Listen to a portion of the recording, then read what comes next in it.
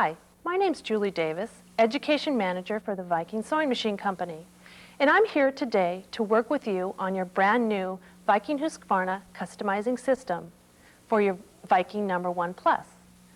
Today we'll work through the handbook. This handbook is actually on the customizing and digitizing system. Actually working through the handbook, it'll allow us to do different exercises that will make you more familiar with your customizing system. Your customizing system will allow you to create many monograms with the many different font styles available in your customizing system.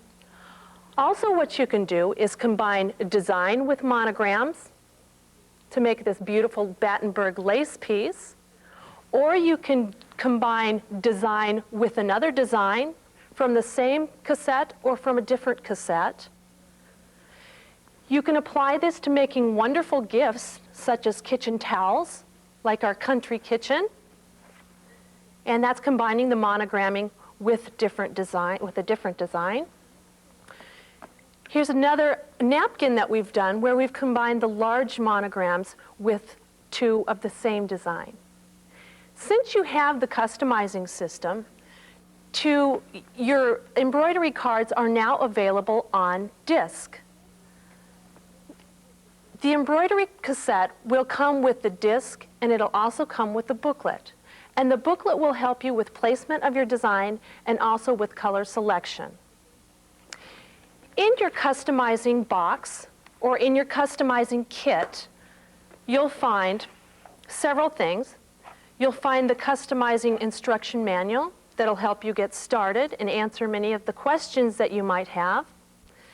You also have the software. And there's one disc, and this is the information you'll need to install on your computer, which we'll do in a couple minutes. At this point, write down the serial number on the front of your customizing disc. You'll need this number in the installation process to come. Also, we have what we call the reader-writer. And the reader-writer does just that. It either reads from a card or it writes to an embroidery card. This is the part that hooks up to your IBM or your IBM-compatible computer with the enclosed cable. The cable is the same on both sides. One side of the cable hooks up to the computer side of the reader-writer. The other side of the cable will hook up to your printer port or your parallel port in the back of your computer. The other cord that's in your customizing system is actually the power cord that goes to your reader-writer on the side. The cassette that comes with your customizing system that you eventually will put into your Viking number 1 Plus is what we call the universal cassette. The universal cassette will give you the embroidery options that you have with your regular embroidery, but it has just numbers instead of pictures so that you select your design by number.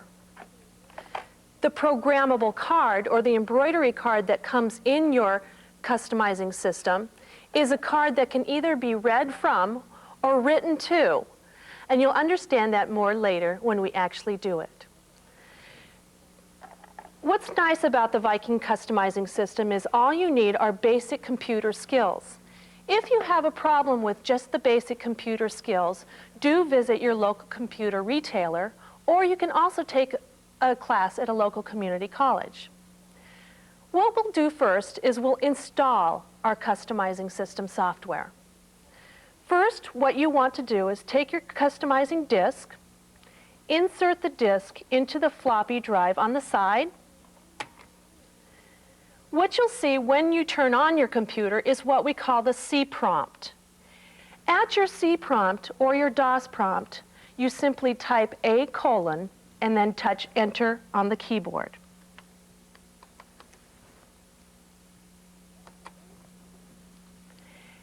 At the A prompt, you simply type Install.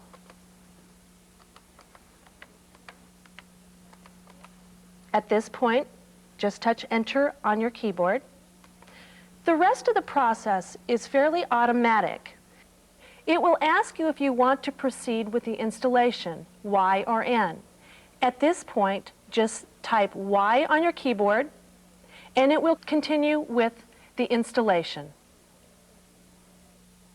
For the customizing tape, we have edited out some of the time involved in the installation process so we can get right to the customizing system. When it asks you for the serial number, you'll type in the serial number found on the front of your customizing disc. So remember to write this down before you insert your disc into your floppy disk drive. After you've entered the serial number, touch Enter on your keyboard.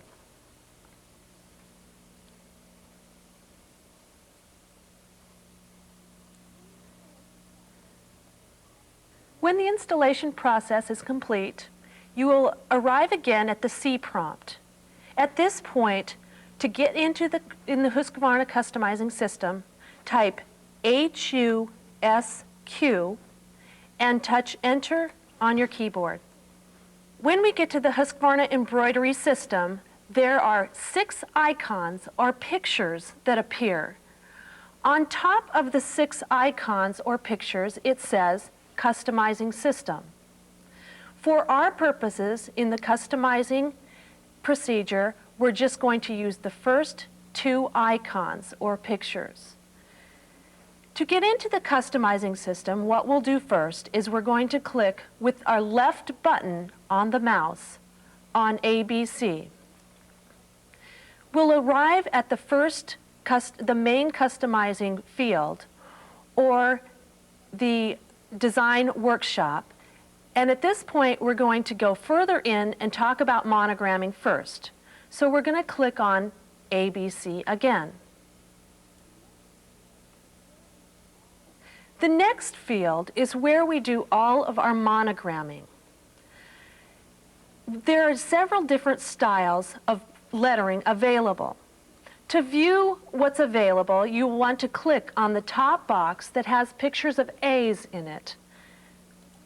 When we click on that box, the many different fonts are listed.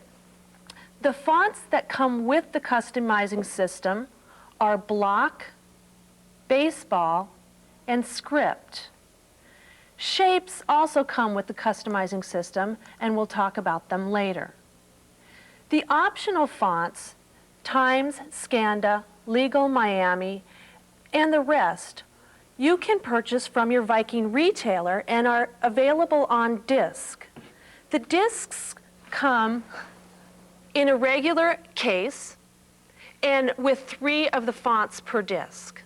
For our purposes in the customizing video, we're going to use first baseball. So if you'll click on the word baseball with the left button on your mouse. To type in the words you wish to monogram, click on the picture of the keyboard.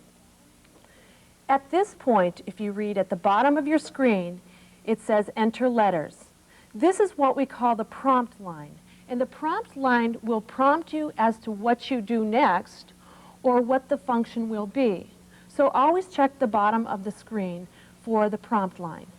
Now type in Viking with a capital V, small I, K, I-N-G, and touch Enter on your keyboard.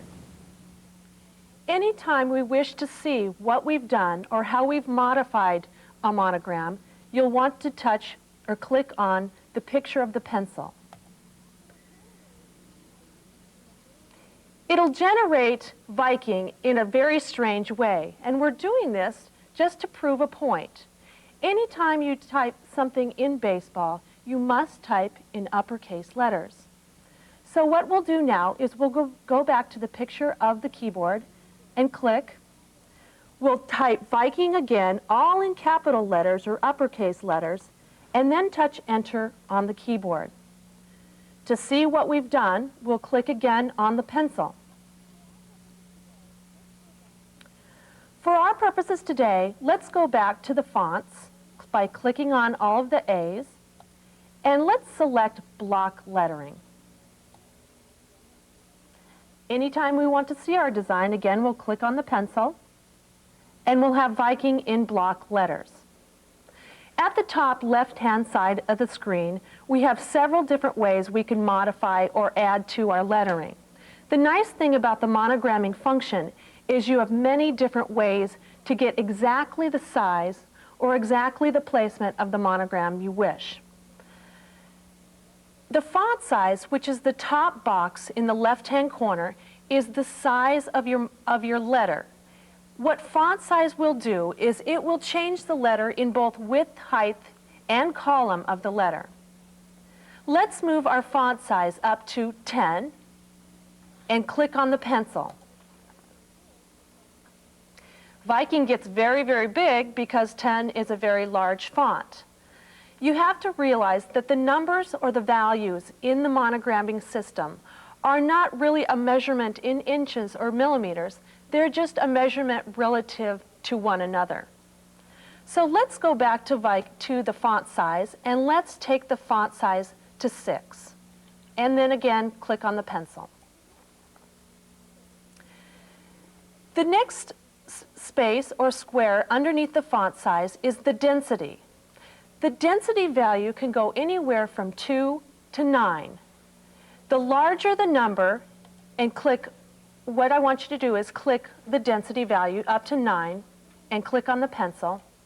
And you'll see that the larger the number, the more sparse or the less stitches there are making up the lettering. Let's return the density to a density of 3 and click on the pencil. Under density is what we call gap, or the space between the lettering. You can adjust the gap so that there's a large gap, and let's click up to 20 or 25 and click on the pencil. What you'll see is the space in between the lettering has increased.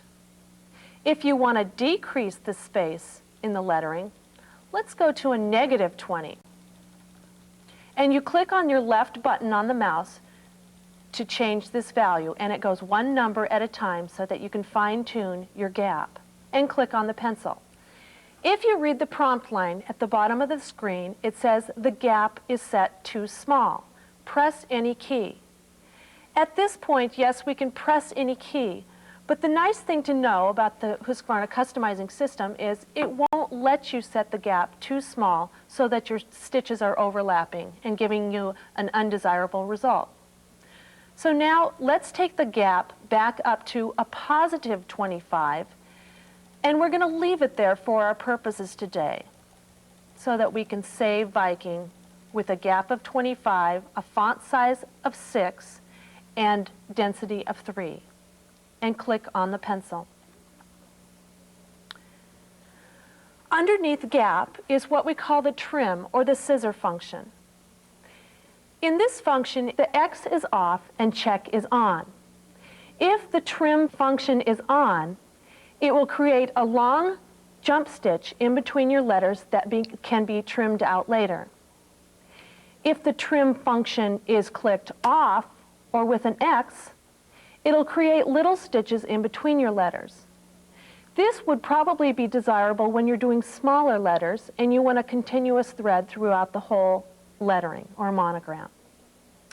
Underneath the trim function is what we call the fill function. Letters can be created either in fill or in satin stitching. With the satin stitch, the stitch will form from one end of the column to the other edge of the column. In some cases, depending on how big the letter is, it'll form a very long stitch, like in the B. You can see that the stitch is fairly close to the fabric, but it is one long stitch. With the fill stitch, it'll create lots of little stitches in between the columns, and it'll hug very tightly to the fabric. So generally speaking, the larger your letter, you'll probably want to have a fill stitch with stitches filling the entire letter. But that depends on the desired result, too. If I have the fill bucket or the fill function checked with an X, that means that the lettering will be created in satin stitching. If I have the fill bucket checked on or with a check mark, that means the stitches will be filled, or the monograms will be filled with stitches the entire way. At the bottom left-hand side of your screen, you'll see some other modifications. The first box is the height of the lettering. The height of the lettering is adjusted just height, no width, or not the column of the stitch. Let's adjust the height all the way up to 4 and see what happens. Go to the pencil, click the pencil. Your letters will get very large. You'll see that the lettering forms from the center line up. You'll also notice that the G in Viking is extending beyond or underneath the center line. This is really a wonderful feature of the customizing system, because what it's doing is it's compensating for the stitch, for the direction of the stitch, and for the pull of the fabric. Let's take our height back down to 1.5.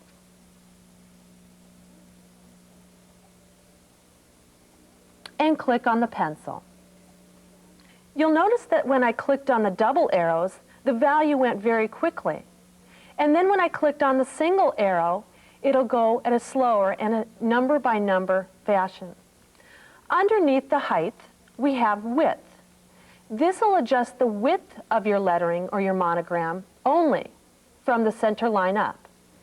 Let's take the width all the way to 4, click on the pencil, and see the results.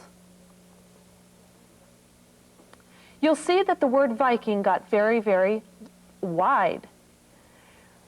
Let's take the width down to 1.5. And then once I get down in the area close to 1.5, I'll use the single area to go slowly. Then click on the pencil. The value with the height, both height and width, is from 0 to 4. So you can adjust your height or width anywhere in between. The last column, or the last box on the left-hand side, is what we call the radius. And the radius gives you the option to curve your lettering either upward or downward. If I go to a positive radius, let's go, for instance, to 99, click on the pencil, you'll see that what we get is an upward bend to the lettering. If I go to a negative number, let's go to a negative 102, you'll get a bottom curve on your lettering. Let's go ahead and, for our purposes today, let's leave our radius at a negative 80 and click on the pencil. Now, if you're satisfied with what you've created and you want to go in and you want to save your lettering, what we need to do now is we need to return to the previous customizing field. What we're going to do is we're going to click on the door at the bottom right-hand side of your screen. Another way you can do this is you can simply touch Escape on your keyboard, and that's the same as clicking on the door in the right-hand corner. This first field of the customizing system, or the design worksheet, is used to modify the design or the monograms that you have created. And later on, we'll talk about merging designs in this field. In the top left-hand corner, we have a blue bar.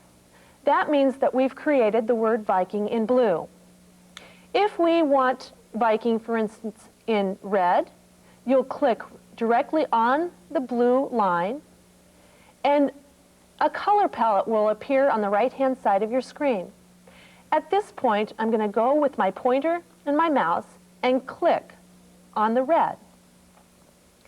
It'll change the color of Viking to red. I think what we want to do, however, is go back and change it to blue and say Viking as blue. Underneath the color, we have 2 arrows that are pointing away from each other. These arrows represent the width of the design or the lettering that you've done. The width of our Viking, in this case, is 88.9 millimeters. If you look at the whole field or square that's in front of you, and you've noticed that too in the monogramming function, there's a big square made of little squares. The whole big square represents 100 millimeters. Each little square is actually 10 millimeters square. So you can determine the size of your design or your lettering by millimeters and do it on a worksheet if you'd like. You'll notice too that there's a dotted line going on right on the inside of the big square. The dotted line is your boundary for your monogramming or for any designs, and everything must stay within this. Underneath the width is the height of what you've created. In this case, it's 32.3 millimeters. These values, both height and width, are already determined by in your monogramming field, so they cannot be changed at this point. Underneath height and width, you have your stitch count. This is the number of stitches making up the monogram that we've just created. In this case, Viking has 3,241 stitches that make up the word Viking. You'll see an empty rectangle underneath the stitch count. What this is for is this is our notepad, or this is the place that we can put any notes to refer to later. For instance, if we would like to note this as our customizing test, what we can do is underneath the box there's a picture of a notepad with a pencil. Click on the notepad with the pencil, and the prompt line at the bottom says, "Enter note for design." You're limited to 8 letters here, and you shouldn't use spaces either in creating your notes here or later when we're saving our design to the hard drive. Let's type in cust, C-U-S for customizing, and test, T-E-S-T. So we're actually making a little notation that this was done on the customizing video as a test. Later on, when we go to put this into your Viking No. 1 Plus, underneath the name of the design, it'll say customizing test, and that's the notation that we've given to the word Viking here. You can also put a date, or you can put a name that you created the design for. There are several different ways that you can adjust your design or your monogram. The first one I'm going to talk about is rotation. If you click on the rotation arrow, a square will appear on the right-hand side of your screen. You have the ability with either small arrows, which adjust the rotation slowly or degree by degree, or the large arrows, which actually rotates very quickly, to rotate your design in any direction you choose. And then anytime you want to see how you've rotated your design, you'll simply click on the pencil. If I like how I've rotated my design and I want to keep this, I would click on OK. But I don't want Viking rotated this way, so I'm just going to touch Escape. So I'm going to click with my mouse on Escape, and Viking will return to how it was before. Another way we can modify this, the word Viking, is with the mirror function. So if you click on the mirror function, a box will appear on the right-hand side of your screen again.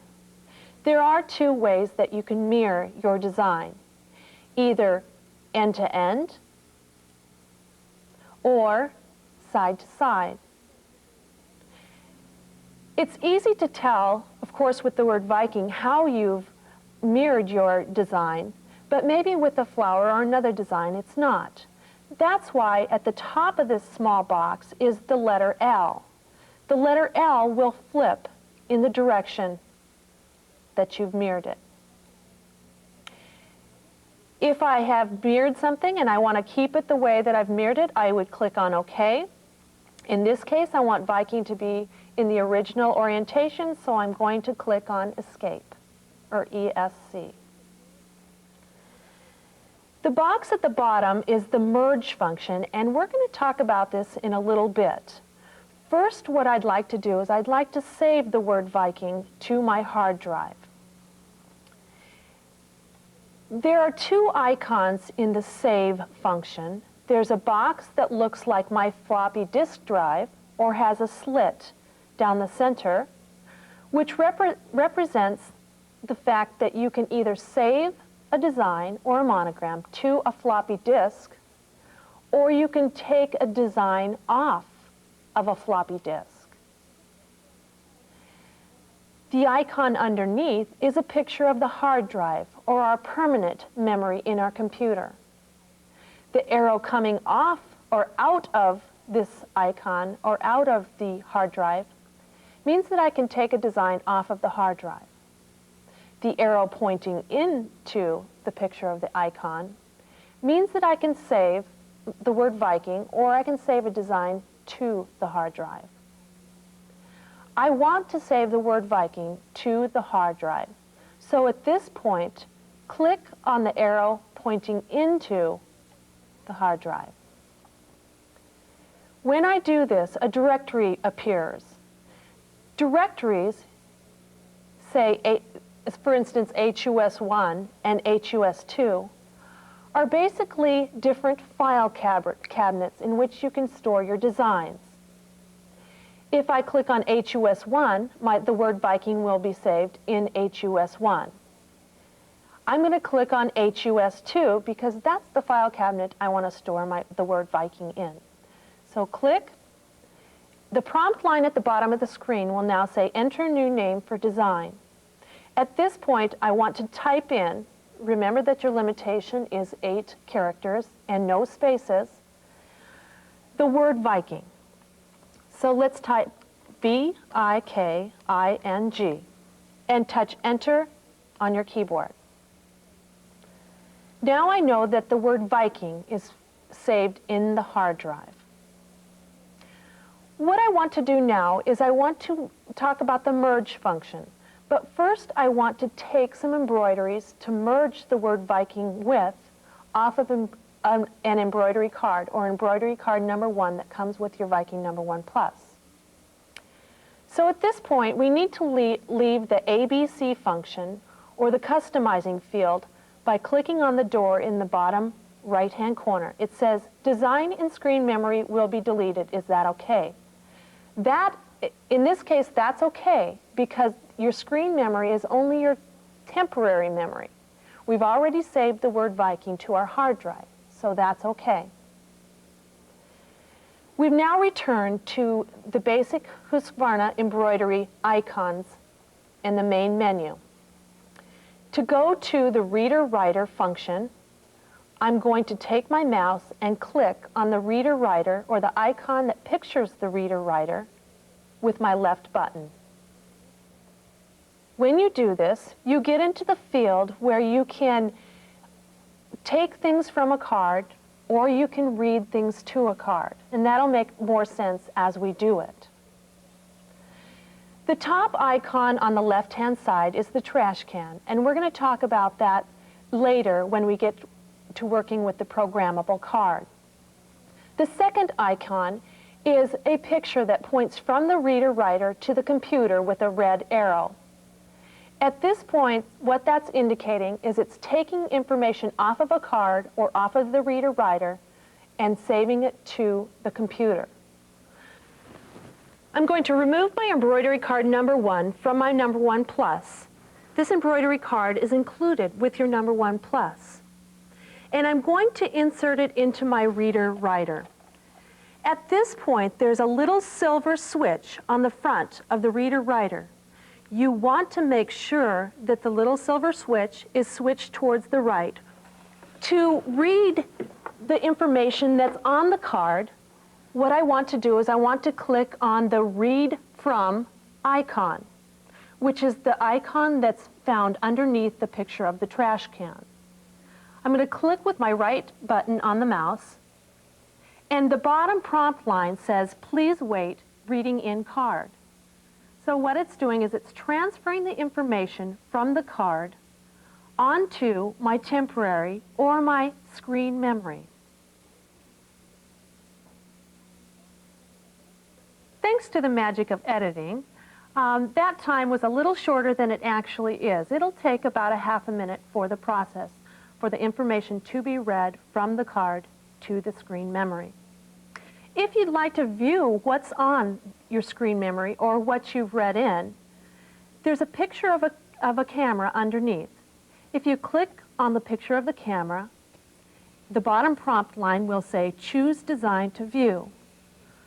So we'll move the arrow down to stitch or design number 1, and you'll see that the daisy is on design number 1. If I want to view another design, let's click on design number 11, and we get our beautiful cut work that's found on embroidery card number 1.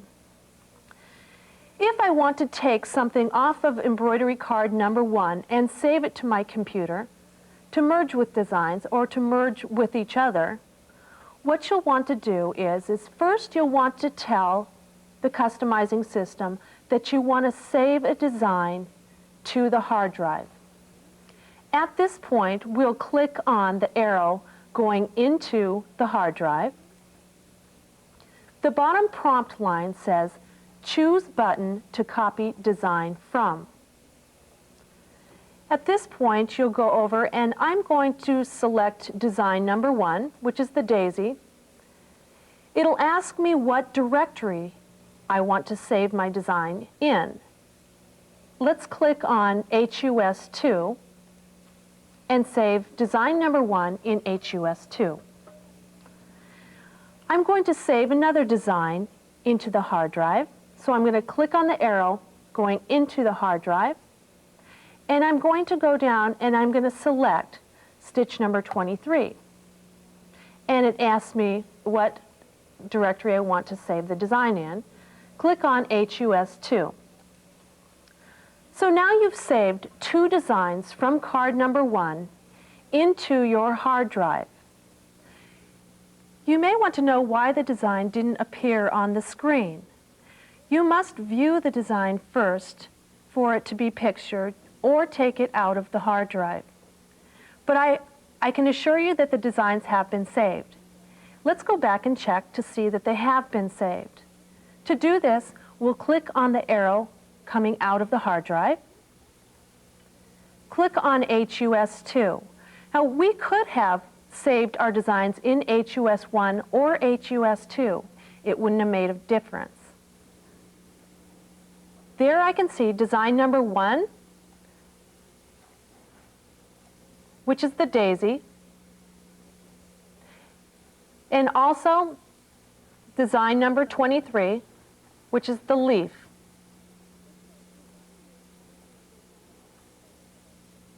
It says design name already exists on the card, overwrite it. It's actually just referring to the fact that we took the design off of card number 1 from the embroidery cassette. You'll notice too at the bottom of the screen that when I read in the card, that the entire card turned green.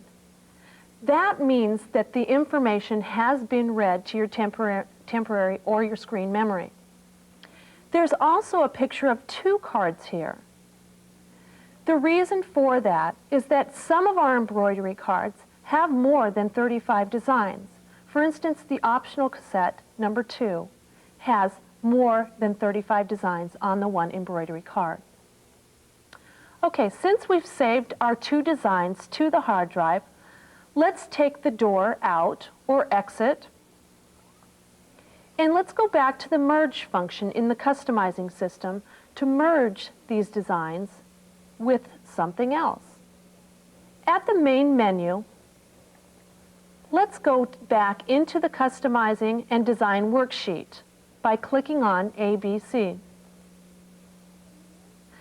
Now we can talk about the merge function.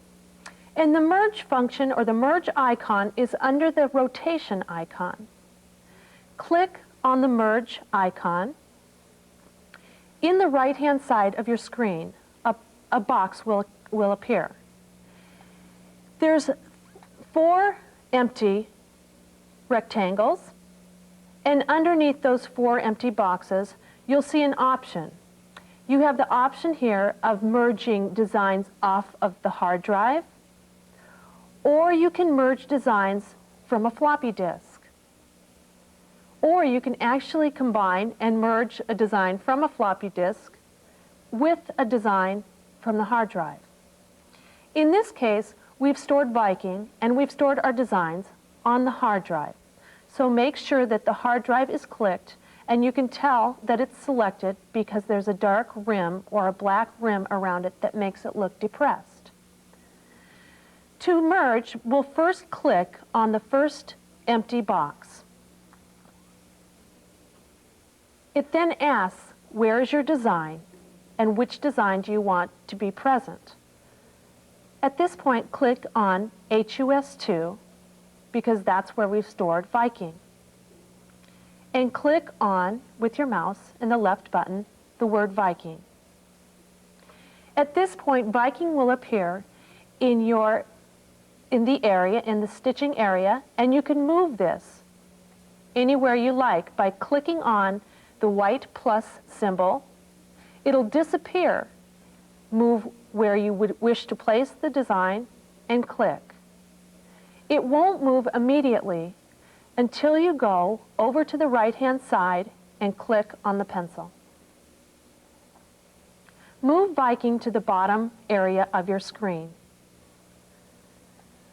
To merge Viking with, for instance, the flower or design number 1 off of embroidery card number 1, click on the second box or the first empty box. It'll ask you where your design is located. Click on HUS2.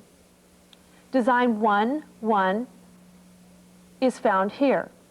Design 0101 HUS DES1 means that it's from embroidery card number 1. There's a little dash line, and the 01 means it's the first embroidery off of that card. A period and HUS is automatically added to the designs to say that it's in the HUS language. Click on Design 1 to bring up the daisy. You can now move the daisy into the center of the screen. Then to view, click on the pencil. Do this until you get the desired location of both of your designs. I could actually go back and change Viking at this point too, so that I get them in exactly the right spot. Make sure that when you're merging designs that you're never touching the outside dotted line around the border of the large design area. If I like my placement, I'm going to click on OK. At this point, I like my design and I like the color selection. So I'm going to save this to the hard drive. So I'm going to click on the arrow going into the hard drive. I'm going to save this design in HUS1, a different directory. It says, the bottom prompt line says, enter new name for design. I'm going to call this V Flower. Remember, you're limited to 8 different letters and no spaces. Once you get the design name entered, touch Enter on your keyboard.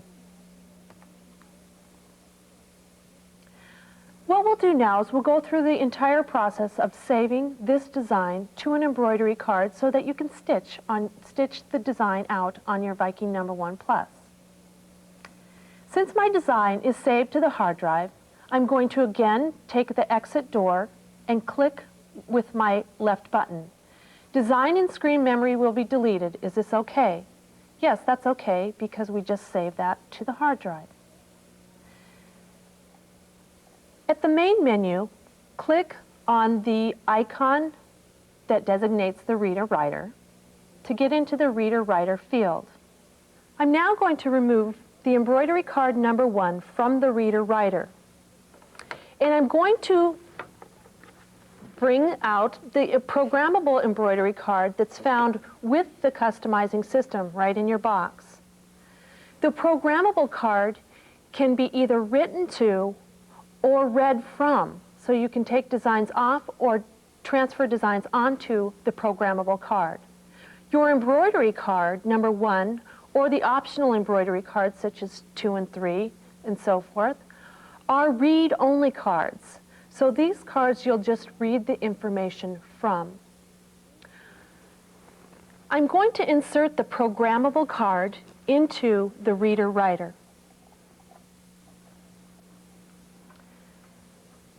Now that I've inserted the programmable card into the reader-writer, I want to read and see if I have any designs on my programmable card.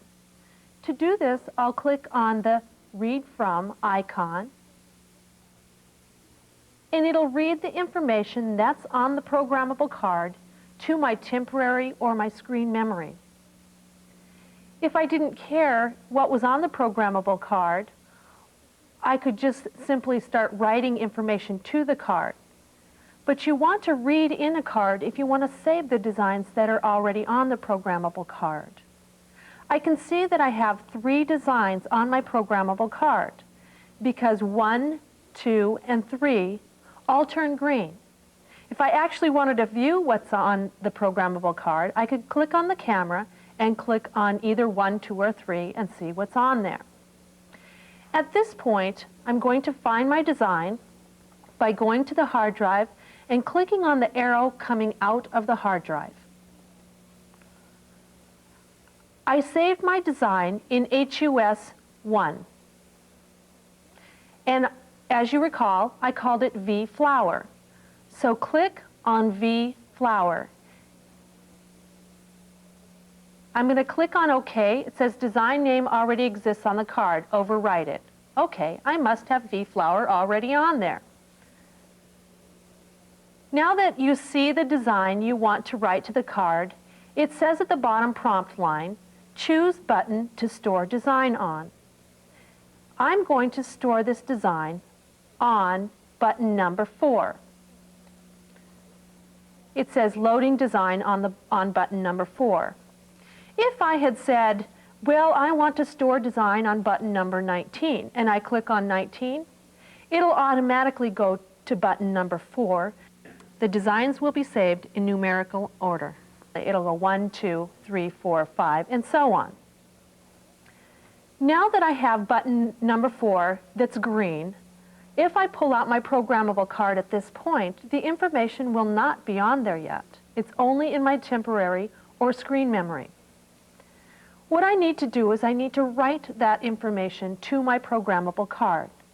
So I'm going to take my cursor over to the Write To icon, where there's an arrow pointing from the computer to the reader-writer. Click on the icon, the Write To icon, and it says all data on memory card will be replaced. Is that okay? Well, that's fine, because what this function does is it takes the information off and puts the information back on. The first step in writing to a card is preparing the card. This will take a little bit of time. The hourglass appears in the center field. The important thing about this process is you do not want to interrupt this process either by pulling out the programmable card or interrupting the power source. This will damage the card. The preparing portion of the Write To function goes from 1% to 100%, and you can read down at the bottom prompt line and follow along. The Write To portion will go either from 1 to 100% depending on how much information is being written to the card. Maybe it'll only go to 3%, or maybe it'll go to 50%. After the information has been written to the card, you'll want to remove your card from the reader-writer, and we'll take the exit door out. We can now take the programmable card out of the reader-writer. At this point, I'm going to insert it into my number 1 plus. And make sure that my number 1 plus is on. The universal cassette that comes in your customizing system will help you as far as determining what design you want to select. It has the different functions just like the embroidery on your number 1 plus as far as color change and as far as stepping up by stitch or backing up by stitches. With my programmable card inserted, I'm now going to turn my embroidery on the universal cassette, and now I'm going to find my V flower by touching stitch number 4. You can see that on the program display it says you've selected V flower. Underneath V flower you'll see, remember we put a notation that we did this in the customizing system as a test, so it says cust test. It'll also tell me that color number 1 is selected, plus if I select the arrow pointing to the right, or actually the arrow pointing to the left too, it'll actually tell me what color number 1 is. Above your color selection, your program display states PEC 04. This means you've selected from your programmable embroidery card stitch number 4. To sew your design, we'll put our hooped fabric onto the embroidery unit. Simply touch V flower, we're all set to go, and touch Run Stop. After you've sewn your design, this is basically what your design will look like. And you can really select any colors you want for your design. When your design is stitched out, place it in your handbook so that you have this to refer to later. Let's go further and let's merge some more designs. At the main menu, you'll want to go back to ABC. Now we're going to merge designs that have been modified. Let's bring up our design number 23 from the number 1 cassette. To do this, we'll click on the arrow coming out of the hard drive. We saved that design in HUS2, and I'm going to bring up design 23. I've brought up my stitch number 23. Now what I'd like to do is I'd like to modify it. I'm going to mirror stitch number 23. So click on the mirror icon. Let's mirror stitch number 23 side to side. If we like what we've done, we'll click OK. Now we'll go to the merge function. I'm going to place stitch number 23 up towards the top of my screen, click on the pencil so I can see where I've moved it. I'm going to move it a little bit more. And I'm going to merge this again with another stitch number 23. To merge, I'll click on the first empty box or the second box in the right-hand corner. I'm going to again bring up stitch number 23. Now we have a leaf design where we've combined the same embroidery, and you can see that I'm moving these down because at the top it's touching that dotted line. And at this point it cannot be saved if it's touching the lines on either side. So I'm going to move it in, and I'm going to move over. So place these where you want them to be placed, remembering that the first one in the first box is the one that's going to be stitched first. Now I want to merge this again with itself. So at this point I'm going to say OK. Now I want to save this pattern before I merge it with another set of leaves. I'm going to save this to my hard drive. I'm going to save in, again, HUS2 and call it leaf. And touch Enter on my keyboard. I'm going to go to the mirror function and mirror these end to end and click on OK. Now I'll go to the merge function, and to merge these again with, I'm going to move to the center, with the previous leaves, I'm going to click on the second box or the first empty box and find the original leaves, and I saved them in HUS2. Whoops, I called up the wrong one. That's easily fixed. I can again go back to HUS2, bring up leaf this time, and I'll have my set of leaves. Now you can go back and go through the process of saving this to the programmable card and stitch a set of leaves. The whole idea behind this is you first have to modify your design and then merge. One aspect of the customizing system that I haven't talked about yet are the shapes font. At this point, I'm going to select OK to save my leaves, and I would save them to the hard drive as leaves, or you can save it as leaf again. To get to the shapes font, I'm going to click on ABC. Design and screen memory will be deleted. I'll say OK, especially if I've already saved that to the hard drive. In the shapes font, and you'll find in the back of your instruction manual included in your customizing system, you'll see that there are a number of different shapes. Usually there's 3 different shapes assigned to 3 different letters. If I want to select the shapes font, I'll click on the box that has all A's, bring up the shapes font, and now I need to type in a letter. And there are certain shapes that correspond to both uppercase and lowercase letters. I'm going to click on the keyboard and type a lowercase j. To see what shape this is, I'll first have to touch Enter on my keyboard and click on the pencil. Now I have a shape or a badge, or you could use it for a shield around another design. The shapes are wonderful to rotate, and they're wonderful to make badges for groups such as a ski club or a 4-H group. I'm going to change the font size up in the left-hand corner to 12. Let's see how big 12 is. And you can arrange it, you can also adjust it with the stitch height and the stitch width. At this point, I can see that 12 is a bit too large for what I'm going to use it for. So let's take the shape down to a font size of 10.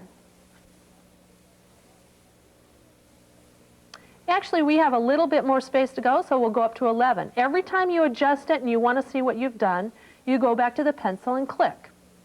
And I think that'll be fine. Even though it's going off the top of the screen, in the merge function, we can always bring it down. Now I need to save the shape. But I can tell by looking at my shape that my center point is not in the center. If you have a center point that's towards the lower end or the higher end, it means that the gap is set. At this point, I'm going to go down to where my gap values are, and I'm going to take this to 0. That will assure me that the center point will start in the center of the shape. And then again, click on the pencil. This is very important to click on the pencil before you go out of this field to save in the next field. Now you can see that the center point is in the middle, and it's also moved the shape down. Now to go save the shape, I'm going to exit out the door, or I could simply touch Escape on the keyboard. I'm going to click on the arrow going into the hard drive. I'll save this shape in HUS1, and I'm going to call it Shape J. So I'm going to type in Shape J. Whoops. You can always backspace, and that's the key on the top right-hand corner. Shape J, no spaces, remember, in what you call or what you name a design, and touch Enter on my keyboard. Now that I have Shape J saved, I can merge it with letters. To create my lettering, I'll go back into the ABC function. Design and screen memory will be deleted. That's okay because I've saved it to HUS1 in my hard drive. Now I'm going to do 3 initials within this shield. I'm going to click on the keyboard, enter letters, and you can enter any letters that you would like. I'm going to make it a capital D in the center, and then touch Enter on the keyboard. I know the font size of 11 is too large, so I'm going to go down to a font size of 7.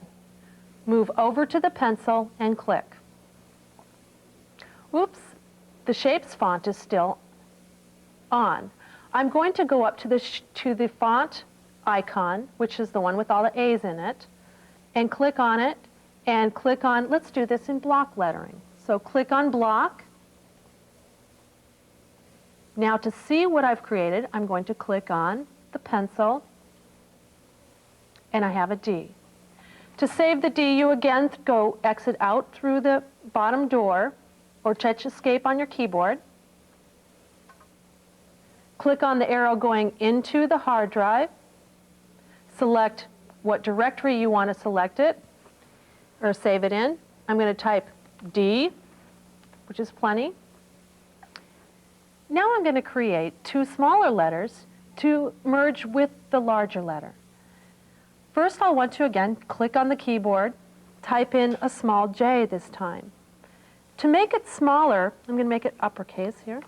To make it smaller, I'll want to take the font size to a lower number. I'm going to first touch Enter on my keyboard, and this one I'm going to take the font size down to 5. Click on the pencil. I need to go out the door to go and save my letter. Click on the arrow going into the hard drive. Save in HUS2. I think I'll just save it as J and Enter. I'll do the second initial the same way by typing in the letter, changing the font size, and saving it to my hard drive. When I want to merge them together, I'll click on the merge icon. At this point, I have saved my A, but it will come up as letters in my merge function. Click on the first empty box or the second box, and I'll bring up my J,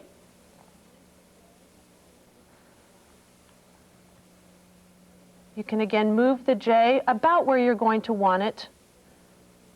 Doesn't have to be exact now. Then I'm going to bring up my D.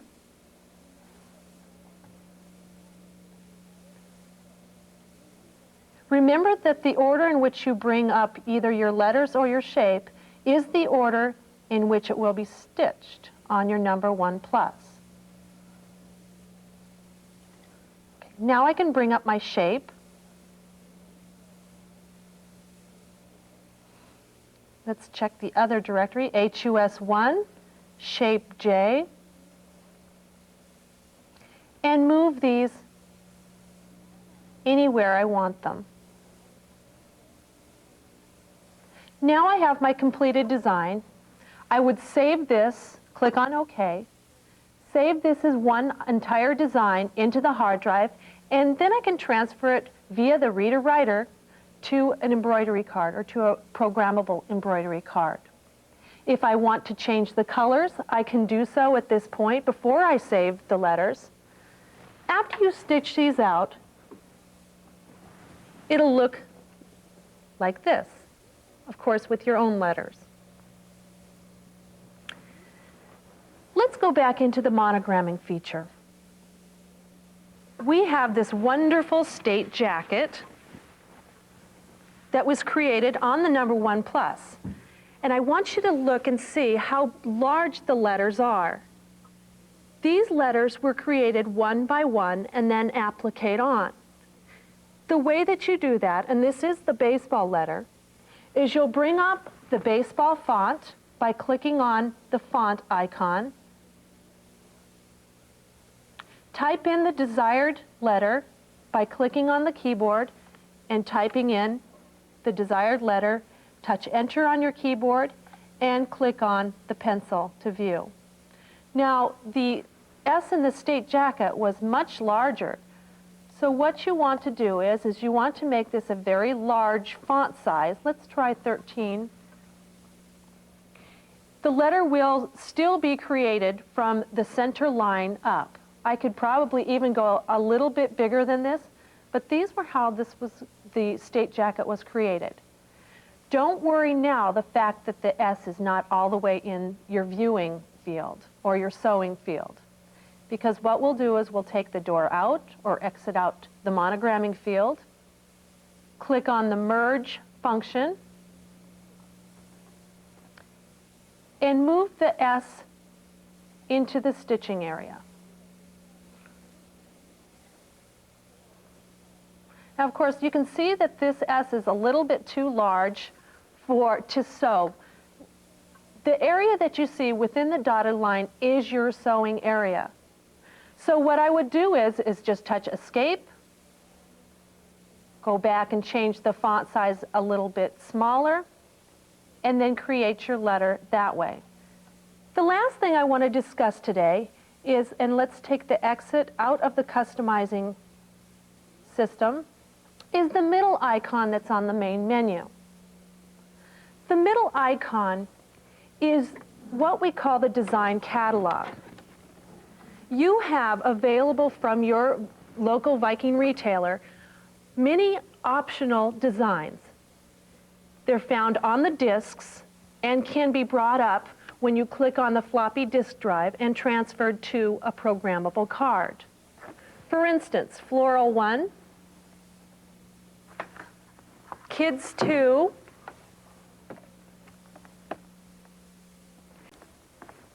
and Birds 1.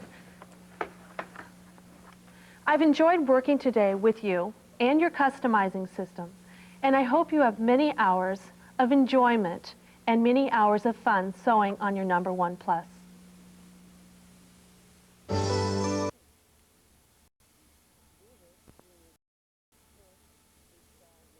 Machine. To do this, we need to first install the digitizing system into our computer. With a digitizing system, you receive a code key, which has a number on it, a computer disk, which has the corresponding number on it, an embroidery digitizing booklet, and a case which the computer disk will come inside. You place the computer disk into your floppy drive. At the C prompt, you type A, use the colon, touch Enter. When the A prompt appears on the screen, you touch and type Install.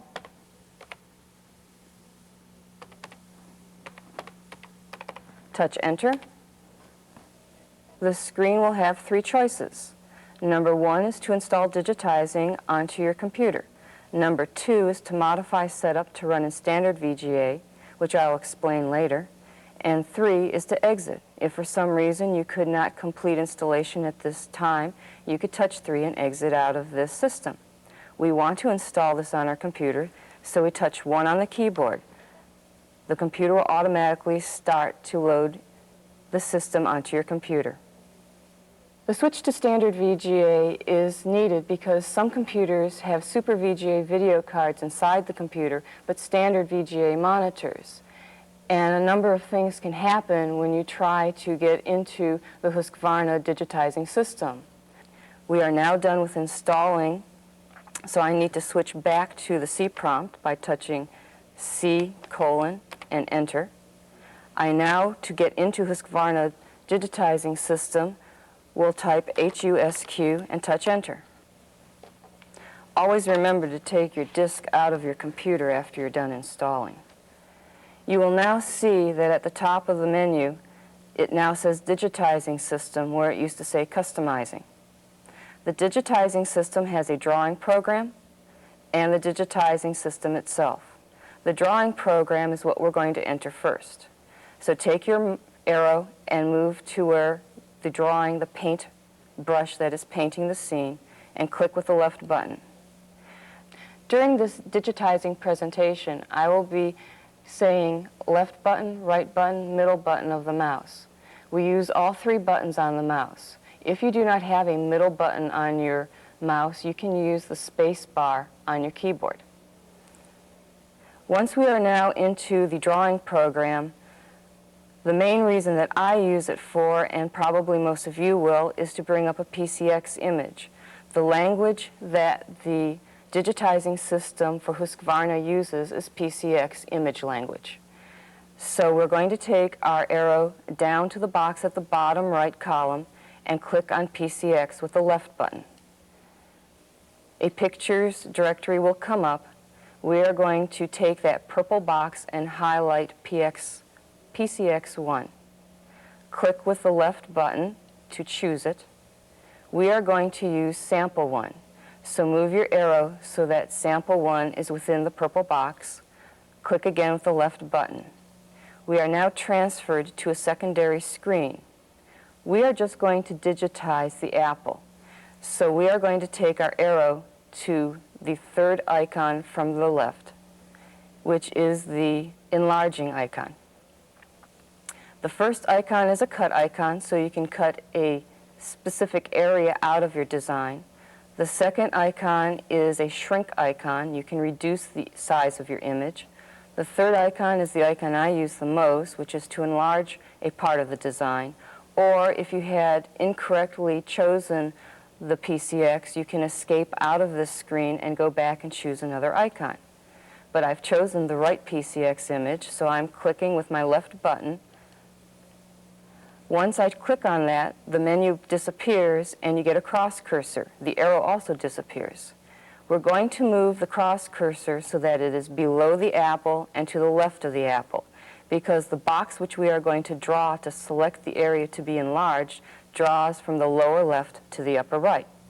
I click with the left button when I get my cross cursor below and to the left. Once, a box then starts to appear.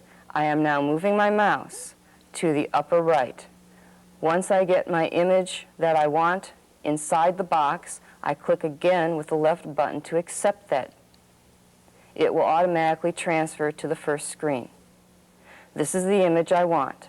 If for some reason this wasn't the image I wanted, I would go back to PCX and do the process all over again. We have to first, before we save this design, attach our dongle to the printer port of our reader-writer.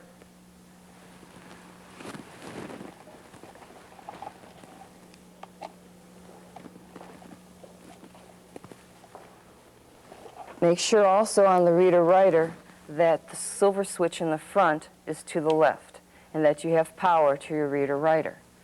Now that the dongle is attached, or code key, both are stated in the instruction manual, we are going to take our arrow to the save icon, which is the arrow going into the file folder, which is the upper right icon. Click once with the left. We get a menu. It now has changed the language to a BYS. For this demonstration, we are going to use BYS2. So highlight BYS2 with the purple box and click with the left button. This is the name that was originally given to this design, but we've changed the design. We've only selected the apple, so at this time I'm going to enter on the keyboard apple. Once the name is in the box that I want, I touch enter on the keyboard. The button will come back up, and that means it's been saved. At this point, we are going to exit out of the drawing program and go into the digitizing software. The exit door is at the bottom left, second from the bottom. Click with the left button. BYS is the image language that the digitizing system recognizes. It will not recognize a PCX language, so we have to convert it through the image preparation or paint program into a BYS language. Now we can bring up that picture in our digitizing system. So we take our arrow over to the paintbrush that's being digitized, which is the second one from the end, and click with the left button. This is our digitizing screen. The files and items at the top of the screen are activated when you take your arrow up to the name. So when I go up to Files, a menu will pull down. If I go up to Display, a menu will pull down. So you activate the words at the top by taking your arrow to the top and the menu pulls down. To start the design, we need to go to Files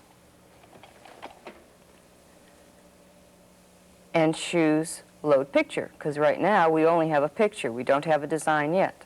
So we take our white box and highlight number 5, which is Load Picture. Click with the left button. We saved our design in BYS2, so click on BYS2 with the left button. We only have one file in there, which is Apple, so choose Apple with your left button, and there's our apple. This is just a picture. This is not a design that can yet be stitched out on the number 1 plus. We have to select the areas before we can do that. I'm now going to take the arrow and explain the icons on the left side of the screen before we start to actually digitize this design. The first box is satin. This is the value of satin. This means how close the stitches will be or how far apart the stitches will be. The lower the number, the closer the stitches will be to each other. The higher the number, the farther apart the stitches will be from each other.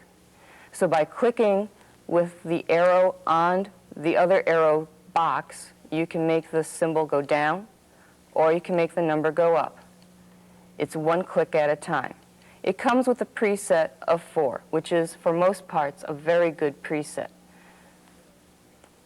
The box underneath that is fill, and that is the value of fill, how close the fill stitches will be to one another or how far apart. As with satin, the lower the number, the closer the fill value will be. The higher the number, the farther apart the fill will be. We will keep it for this demonstration at both 4 and 2. The first picture underneath that, on the left, is the fill bucket. That will create a fill stitch. A fill stitch is a series of stitches that go from one side of the image to another side. It is used mostly in large areas because it will not come apart from the fabric. It is attached to the fabric many times. The one next to the fill bucket is a satin column wheel. You enter 3 points into the computer and you will get a satin wheel automatically. Underneath the fill bucket is a straight column of satin. You enter 4 points into the computer and it will create a column of satin, which is straight. Next to the straight column satin is the curved column satin. This is the icon I use the most because I'm very rarely using straight columns. I'm usually using images that have a lot of curve to them. The colorful icon is your color change command. When you want to insert a color change, you click on this icon. The big arrow, which is jumping, is the jump stitch. A jump stitch is used normally at the beginning of the design because you are jumping from the center point out to where you start stitching. You normally never start stitching in the center of your design, but you go to another position in the hoop to start your actual design to stitch. This is a long, unconnected stitch. You try not to use too many of them because they are long and unconnected. They can get caught up in other thread work. You have to clip them out afterwards, and if you have to clip a lot of them, there's always that tendency to clip the fabric. And it will reduce your time of finishing if you use less jump stitches. The big magnifying glass is just that. You are going to magnify or zoom an area. Next to the magnifying glass is one long single stitch. This is the icon that I think is the most awesome because you are actually the sewing machine. Wherever you place a point, the needle of that machine will come down into the fabric. So your number 1 plus is actually penetrating the fabric where you are telling it to do. You are ordering the machine what to do. I think that's really neat.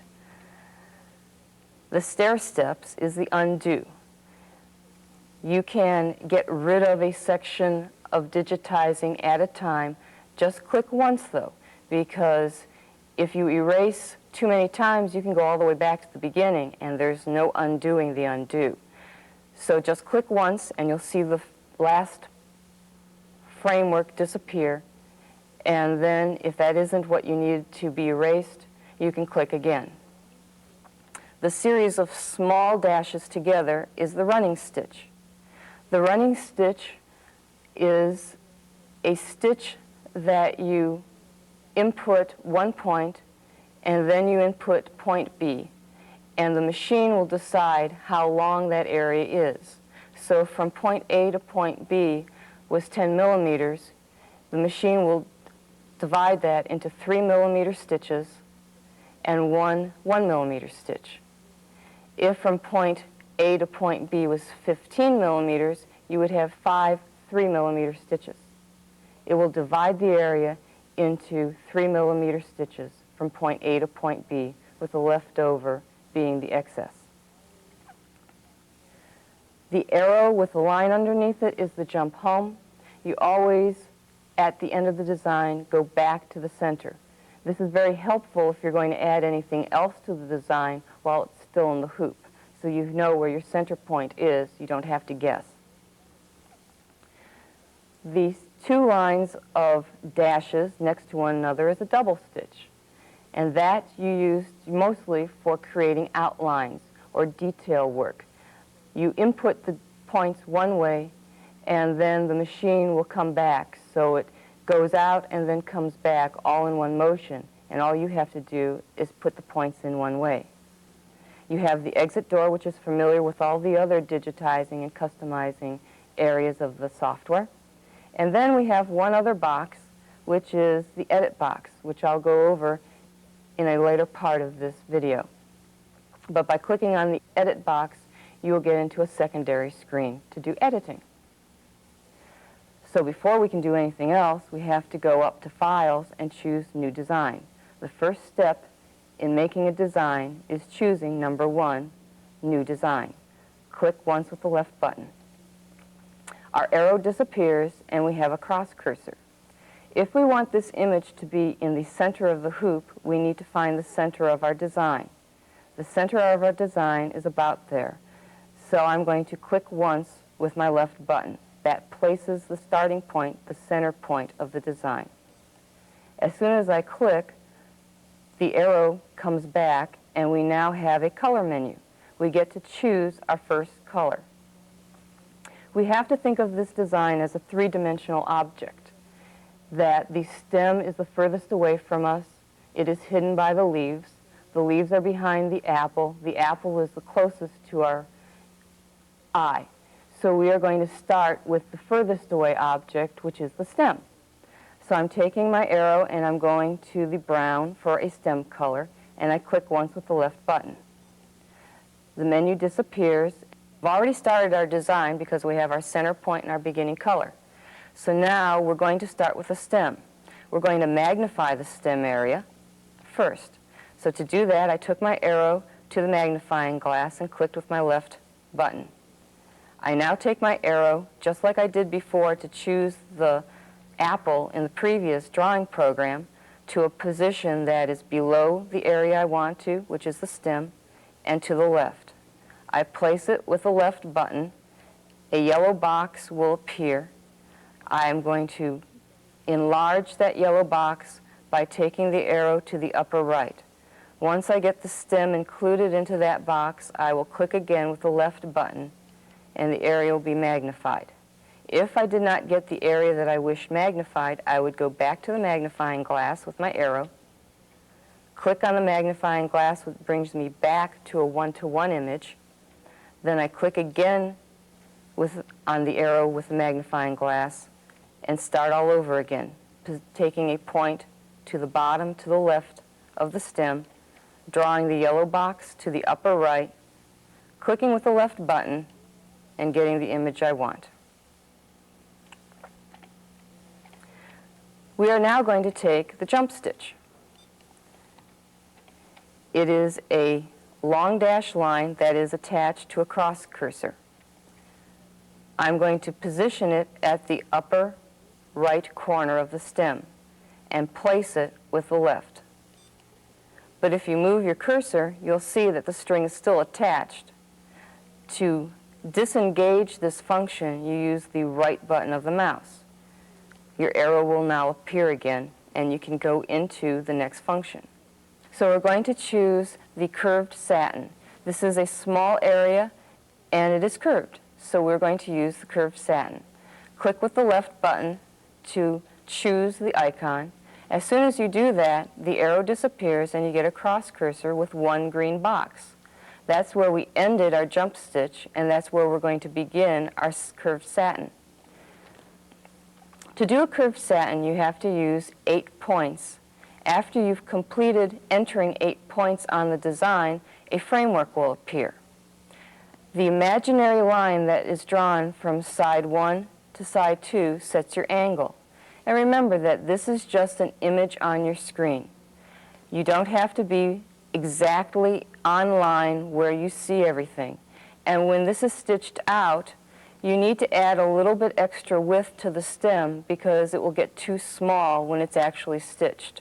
We're also going to go into the apple when we end this area so that the stem is firmly attached to the apple and not hanging off into the midair. So we have side 1 and our first box already placed on the screen. We need to take our cross over to the second side and place the first box of the second side. Remember that the angle will be chosen by where we place our second side box. So this is number 2. Now we go back to side 1 and place box 3. Back to side 2, place box 4. Over to side 1 again, place box 5. Side 2 to place box 6. Then we're going to anchor this down in the apple. So now we're on side 1, placing box 7. When we place box 7, you'll hear a higher audio tone. That means you are coming to the end of this framework. The box is only blue because it's in a red apple. Now we'll place our last box. As soon as I place this, a framework will appear, and you have now completed one section of digitizing on your design. We now have a completed section of framework. We also have 2 blue boxes. If I were to continue on with this satin, I could continue putting 6 more points onto the screen. But we are done with this area. Let's say you didn't get it done in all 8 points. I'm going to undo this section by going to the undo and do it as 2 sections. Remember, you're a first-time digitizer, and you may not be able to do it all in one section of 8. So we have box 1. Now we go to side 2 and put box 2. Now over to the other side.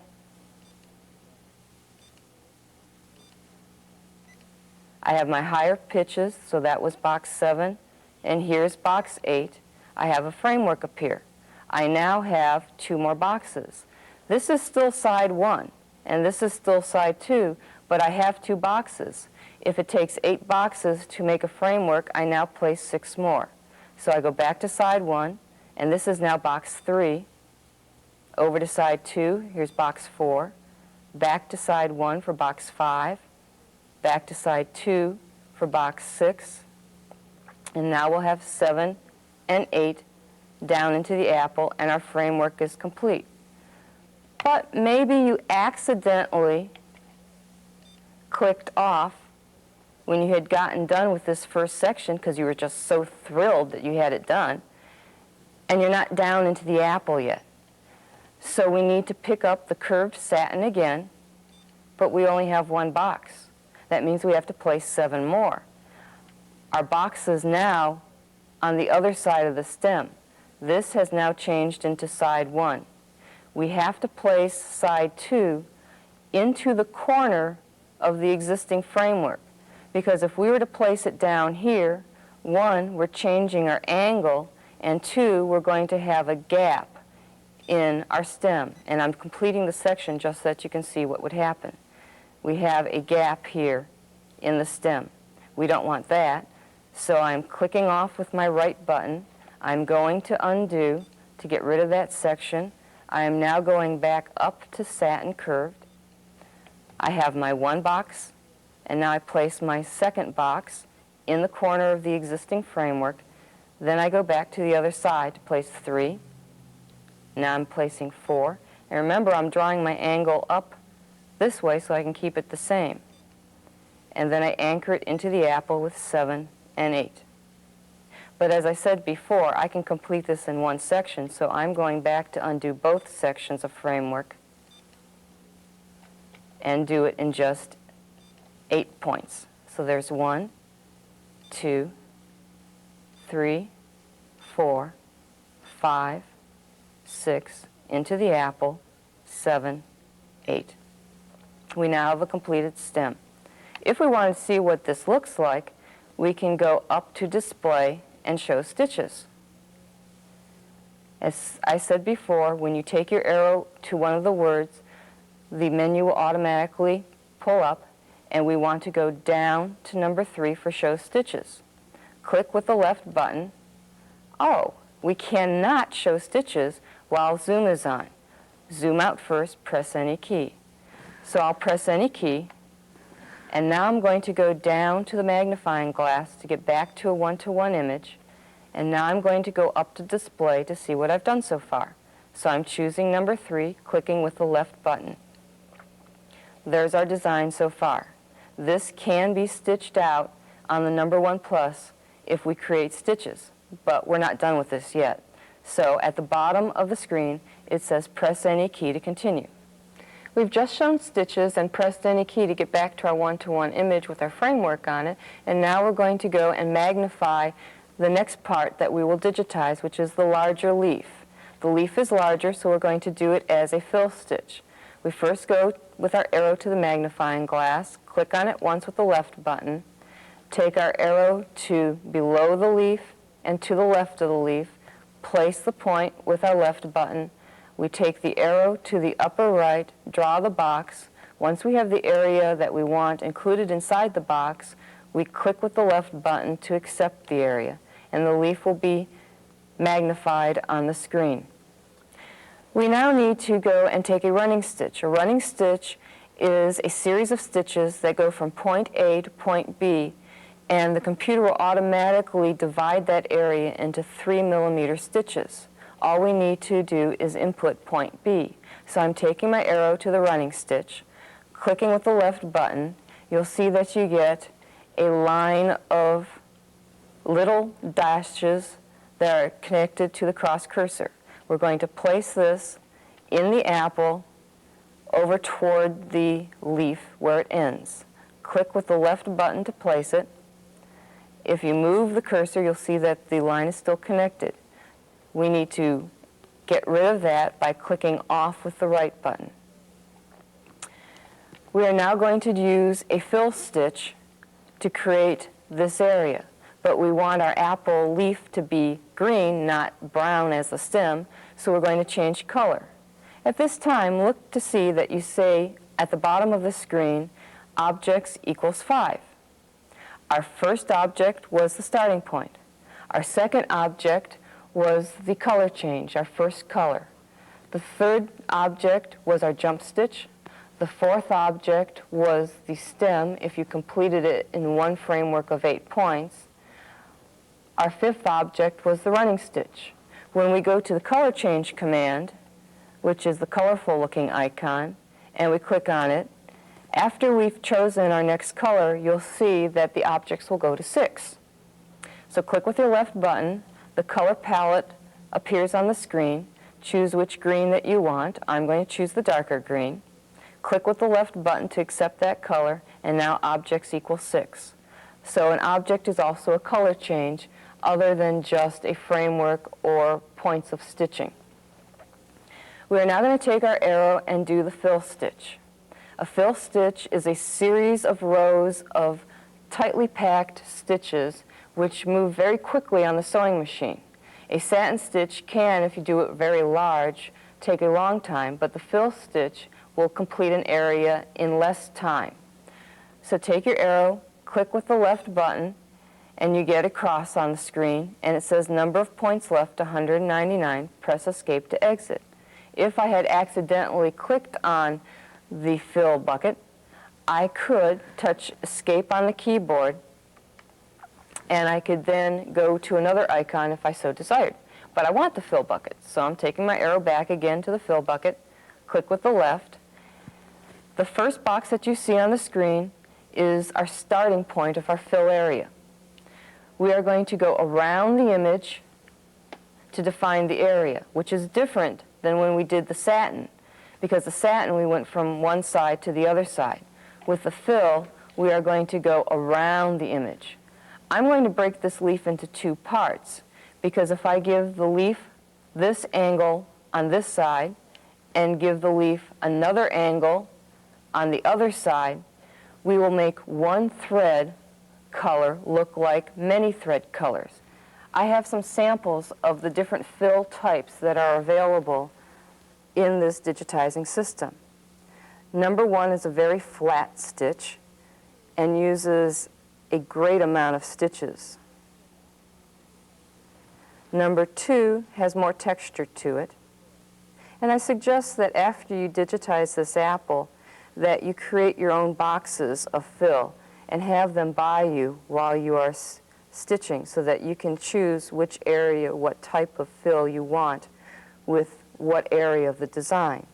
Number three is also a flat stitch, but it uses half the amount of stitches as number one. Number four is also a textured stitch. Number five fill type is a type that I think is really interesting because it gives you row of stitches, kind of almost like a corduroy effect. And number six makes a beautiful basket weave effect, and I like to use this one on special occasions. We are now going to go around the image with our boxes. I'm placing these all with my left button. Left button makes it a curved area. When I use the middle button or space bar on your keyboard, that means we are going to have a straight area. So I want this leaf to be tipped. So when I get to the top here, I'm going to use the middle button of my mouse. You will see no difference on the screen. It still looks like a square box, but it is a square point from the last point that we put in to the point we just placed. If you are unsure whether you hit the space bar or the middle button of your mouse, you can always use the backspace on your keyboard, and it will erase the last box that you put in. You can go back all the way to the beginning if you so desired. I'm now going to continue back up again. And remember that how close you place the boxes doesn't mean how densely the area will be stitched. It just means how curved the area is that you are defining. When I'm at the tip, I'm placing it with my middle button. Now, when I go down the other side of the leaf, I'm going to add compensation, which means I'm going to go above the line that you see drawn on the leaf. This is so that the leaf will not gap when we sew it on the number 1 plus. When we get down to the bottom, we're also going to put our points down into the apple. And remember that this program does not use double clicks. You do not place a box on top of a box, and when I put my last box, it is not on top of the first box. So I'm placing my last box right here. I am now finished. So I'm going to click with my right button once. It says OK to end input. Press right button to end or any other to continue.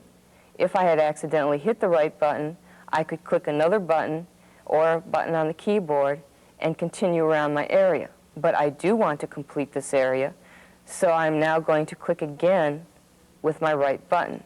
We get a string, and it says insert stitches from the start to the point where you want it to end at. I want it to end at the tip of the leaf because I'm going to go and do this second part of the leaf next. So I'm going to place my string, and you have to place the point of the arrow inside the box. If you place it anywhere else, this framework will not be completed and you cannot advance. Once I have the framework completed, I can now have my choice of angle, and I get to choose which type of fill. I'm going to choose an angle of about 20 for the first, actually 10. And by choosing the arrow on the right, it makes the line go around in a clockwise fashion. By choosing the arrow on the left, the line will go into a counterclockwise. So I'm switching to angle 10, and you have to translate this line that you see on the screen to an angle onto your picture. So the exact line here is the angle of stitch you'll get here. So if I had rotated this to there, you can see that the line is like this, so that my angle of stitch would be like this.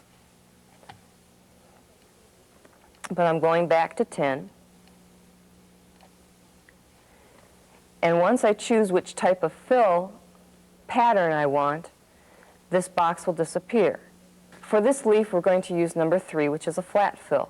So I take my arrow to number 3. Once I click on it, this box will disappear, and it's been accepted as this angle and this fill type. Click with the left. I'm now going to go to the single stitch. Where I place my point means that's where the machine of the number 1 plus will come down, the needle. I do this so that in case I ever have to edit, I'm not dragging another part of the image with me, the design with me. So I place it with the left. Of course, I still have it attached, so I don't get rid of it until I click off with the right. I just placed it a tiny bit off of my tip so that I had a small stitch, that's a connector stitch, between the two areas of fill. I'm now clicking off with my right button. I'm now going to do the other part of the leaf, again in a fill, so that means I take my arrow up to the fill bucket, click with the left, it gives me 199 points left, and now I'm going around. And it doesn't matter whether you go around counterclockwise or clockwise, whichever is more comfortable to you. Again, when we get to the apple, we're going to go down into the apple. And here it doesn't matter whether I use the left button or right button because the apple is going to cover up, so it doesn't have to be a pointed area in the apple.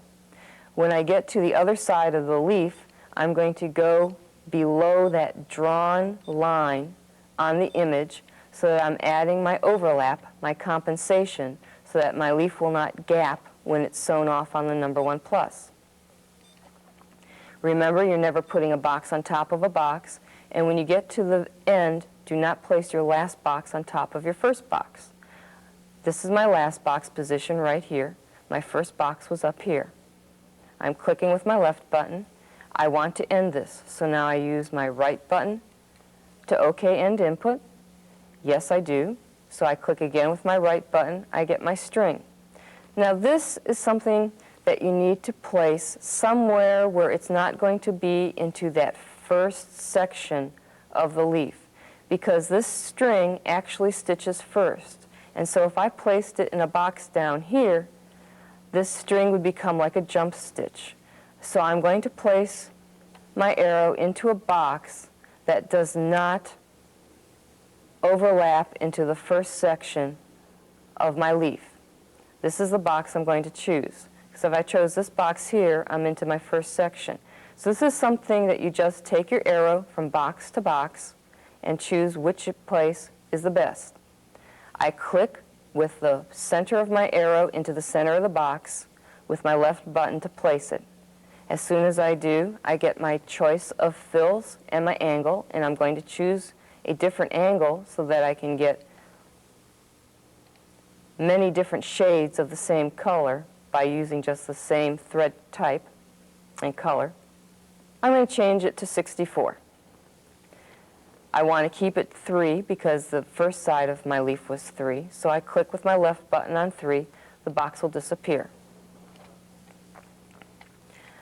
I now want to take a couple of small single stitches down into the apple alongside the framework of the fill that I've just completed. because I'm going to start my next section, which is the other leaf, and I need to have that compensation, so I need it to be down inside the apple, and I want it so that it's in line with that other line that's on the screen of the second leaf. To get rid of the single stitch, I get rid of it with the right button. Now, all the image isn't on the screen anymore, so we need to go to the magnifying glass to get back to a one-to-one image. And since we're there, why don't we go up to Display Stitches and see what we have so far. So I go up to Display, choose number 3, Show Stitches, and there's our design so far.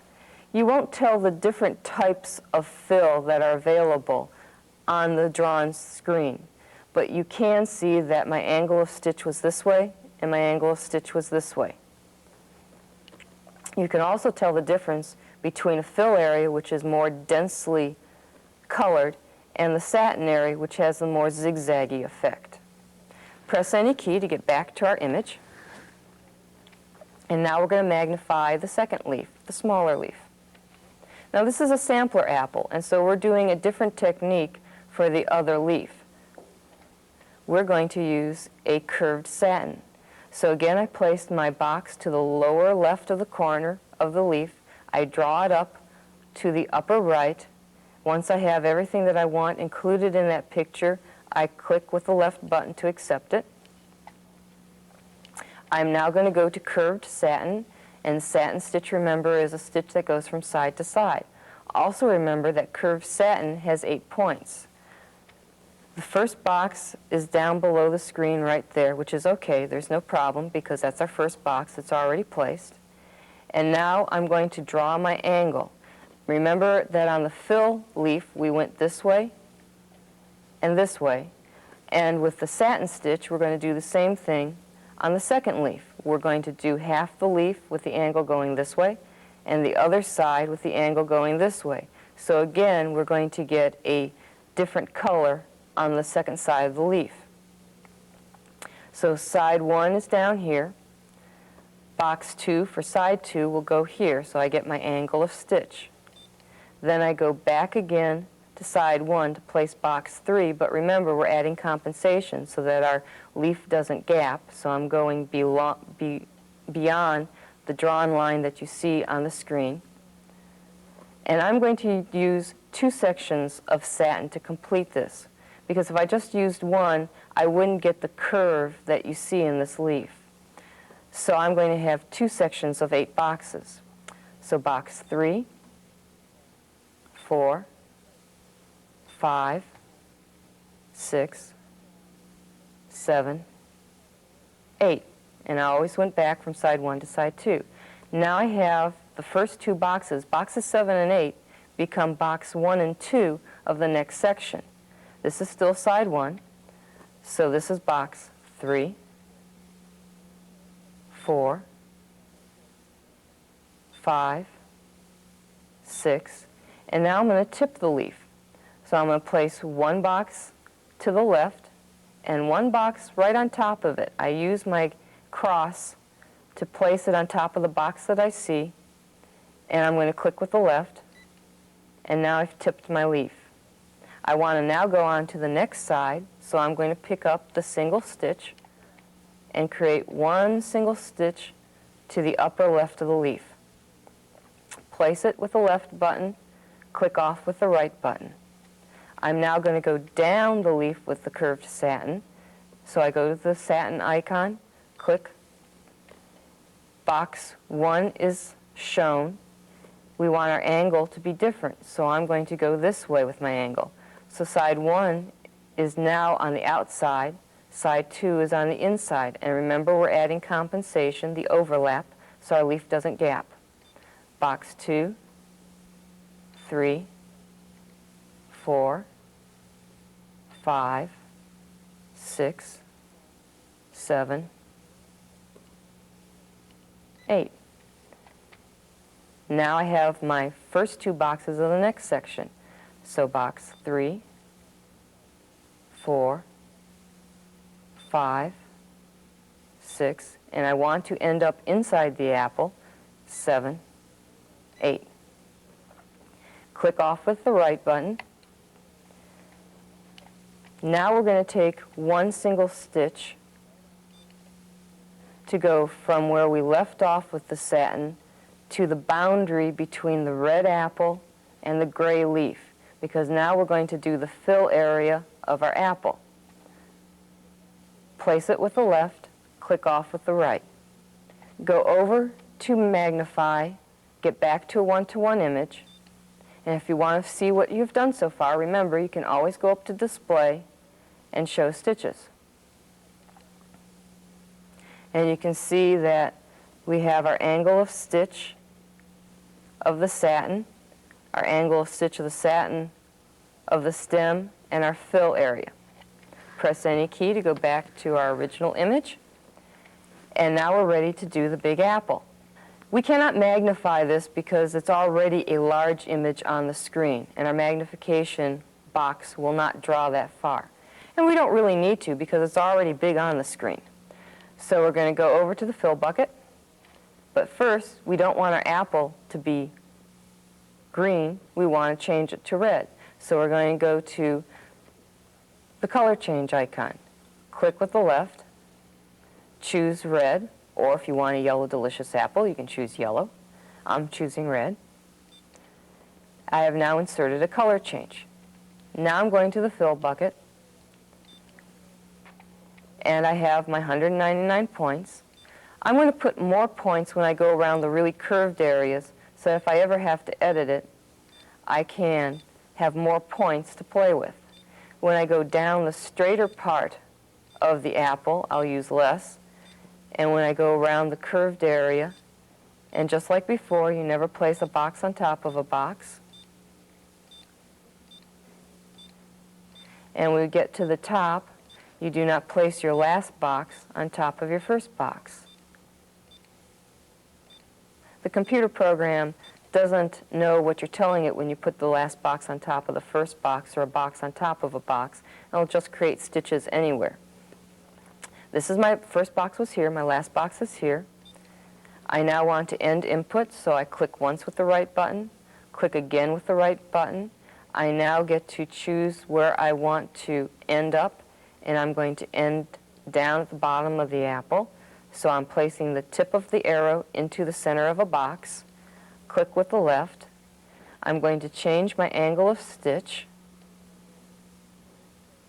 to about 130. And then for this sample, let's choose number 4, a different fill type, to see what it looks like. So take your arrow to number 4, click with the left button. You've now inputted that. We can now go up to display and see what our apple looks like. Beautiful. Don't worry about seeing any little gaps in your picture, because this is just a drawn computer image of the stitch, but be concerned with the angle and the color. This may not stitch out like you see it here. This is just a picture on the screen, a computer image of what you've done so far. Press any key to get out of this, and to end our design, we go to our stitch home, which will put our sewing machine needle back into the center of the hoop, so that if we wanted to add something else to this design, we could. So go, and this icon is a simple icon to use because all you have to do is click on it and it automatically appears. To make this show a little bit better on the screen, I'm going to go up to Environment and hide the picture. So I take my arrow to Environment and I click on Picture. Once I do that with my left button, the picture will disappear and all we see is our framework. Now when I go for the jump home, you'll see that it automatically will go from here to our starting point, a dashed line.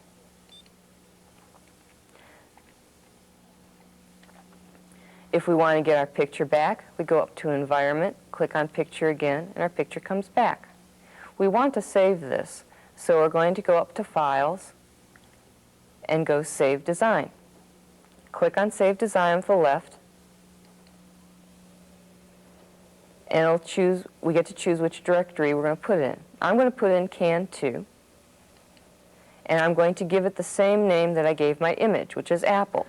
So I need to type that on the keyboard. Once it's typed, I touch Enter on the keyboard. and it's now been saved. If we want to stitch this on the number 1 plus, we need to go and create stitches. And to do that, we have to go up to stitch. We take our arrow to stitch, and we choose number 1, which is set size. Click on set size.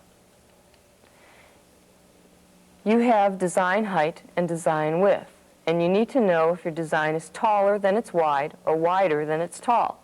Our apple is taller than it's wide, so we're going to set its height. You can only set one. You cannot set both, because the other value will automatically become 0 once you've entered a height or a width. And the computer will generate, what you are setting in are the dimensions of the width in millimeters. So you know that your hoop is 100 millimeters wide, or 100 millimeters tall. This design is taller, so we cannot set the height any greater than 100 millimeters. And we're going to set it at 75. But say we're to set the width, and we set the width at 90. It's going to create the stitches in the same proportion of the apple, which means it's going to make the apple taller than the hoop. It'll probably make it about 120 inches, which means we cannot stitch it out on the number 1 plus. So we need to know which way our design is, taller or wider, and set it accordingly so that the stitches generated will be able to fit inside the hoop. So I'm going to key in on the keyboard 75, and then I touch enter to make that little line go below the height into width. As you see, width automatically became 0. Now we're going to take the arrow down to column compensation, which means satin compensation. And you see at the bottom of the screen, enter percentage to be added to each stitch, 0 to 30 only. If you have overlapped your areas like we have done here, you will not need to add any compensation. The reason why you need to add compensation as you're doing it is so that when you stitch it out, you only have to stitch it out once instead of having to come back into the program and go back, bring up the design, create stitches all over again, and put it onto a programmable card again.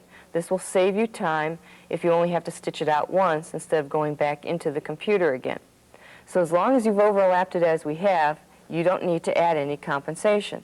So we're just going to go down past this. If I did need to add compensation, I probably would have added an amount no more than 10, because we've already overlapped a lot. Now I go down to fill compensation, and it says enter the number to be added to each fill line, 0 to 10 only. If I did need to add any fill at this time, I probably would enter maybe 3. But as I said before, we've already added all this compensation, so we don't need to add any more. So just touch enter again on the keyboard, and this menu will disappear. Now we get to create stitches. So go back up to the stitch box, take your highlight to number 2, create stitches, click on it, and the computer will automatically start to create the stitches. It'll tell you how many objects, how many stitches at the bottom, and there's your apple in the hoop. It now gives you directories. It's now changed its language to an HUS, and an HUS is something that the number 1 plus can stitch out. So I'm going to choose to save it in HUS2, so I take my arrow and highlight HUS2 with the purple box, click with the left. I'm going to keep it the same name. I normally keep my design name, image name, and stitched out name always the same, so that way I don't have to match up names with files. And I touch enter on the keyboard because I'm keeping it the same name. At the bottom, it'll tell you that there are 4,634 stitches. All you have to do is press any key and will automatically get you back to your drawn image with the framework around it. Now that we've created stitches and saved our apple to the hard drive in HUS2, we can now go into customizing and merge, create lettering with it, or rotate it, or we can put it on a programmable card and sew it off on the number 1 plus. But we're going to go into the edit function right now. So to do that, I'm first going to hide the picture because it'll be much easier to see edit without the picture. So I'm taking my arrow up to environment, clicking on picture to get rid of it. Now I'm going down to the box with the arrows running out of it and clicking with the left button. I have now been transferred to a second screen, which is the edit screen. You have an exit door to go back to the first screen, a magnify, a fill bucket, a color change command, and density command to make an area more or less dense. Right now, though, all I want to do is make it look like a person bit a bite out of the apple. And to do that, all I have to do is take the arrow cursor to the framework, click with the left button, and all the little boxes appear. To move a box, all you do is click with the left button. Once you do, and your arrow's in that box, you'll see that the box moves with the arrow. To place it, I'm going to use the left button again. And I'm going to continue doing this until I get what looks like a bite out of the apple. And you can even move boxes up the framework to take place of boxes that you're getting rid of. And if I want an area to be more pointed, I would place it back down with the middle button or space bar on your keyboard. Boxes where I want them, I'm going to click with my right button to redraw it. And there's my apple bite. Doesn't look that great, but this shows how easy it is to move points in Edit.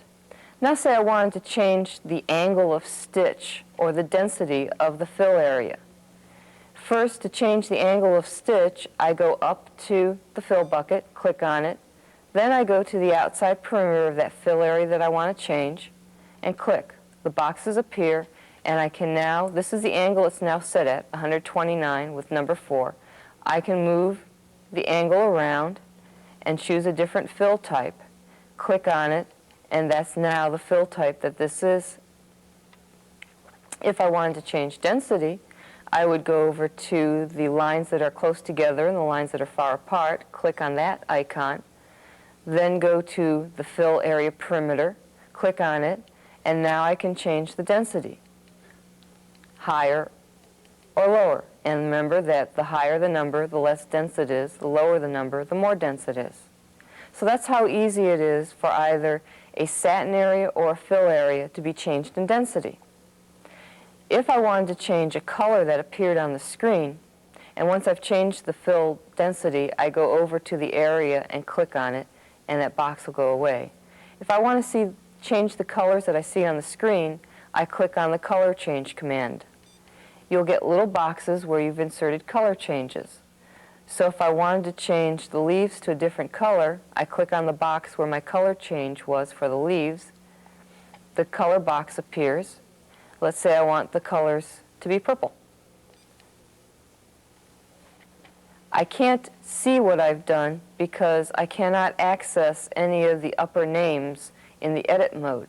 So to see what I've done, I go out the exit door, and then I can go show stitches. And now I have a different angle, a different density, and purple leaves.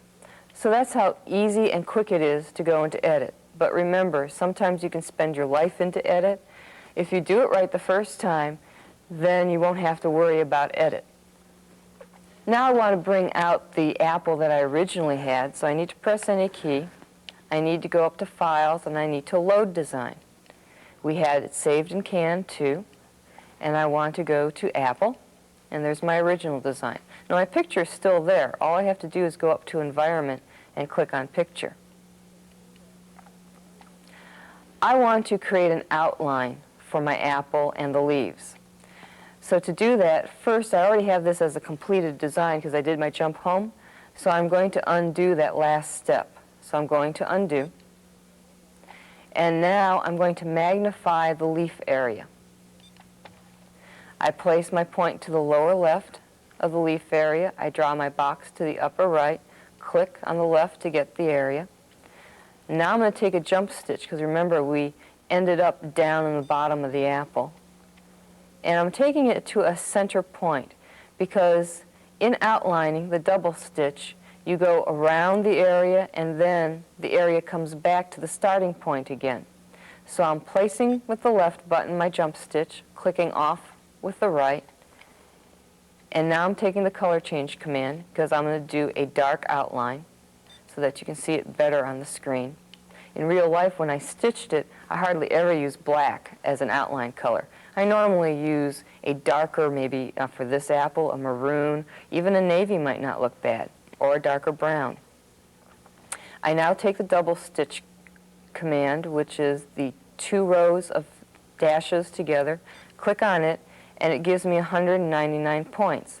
It's just like fill that you have 199 points, and you can still use the backspace key to, if you put a point in incorrectly, and as you can see, I'm inside the lines, so I need to back up. So I can go back to the beginning. Now I don't care about the framework that I see here because that's going to be hidden by the apple, but I do care about the framework that I see here.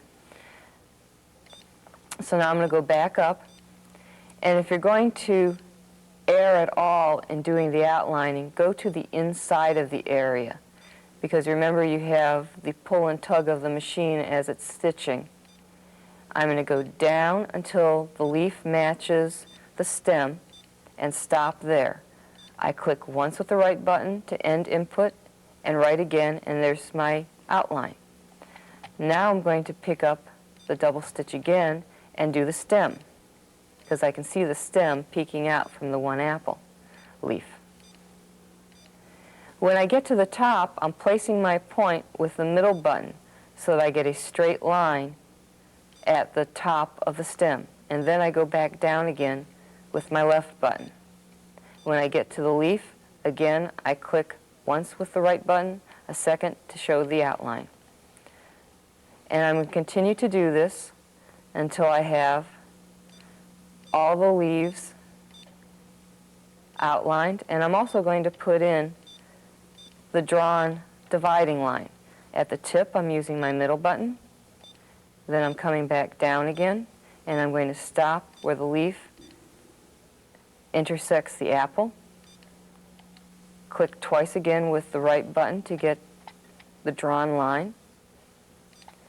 Now I'm going to go up, and this is where you get very creative. You don't have to go very up to the tip. Stop it a little bit below the tip.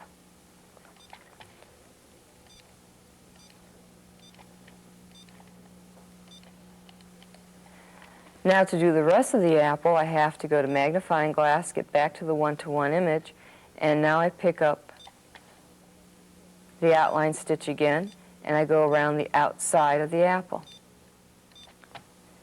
And just like before, I'm going to give myself a few extra points around the curves, so if I have to edit any points, I have more points to edit with.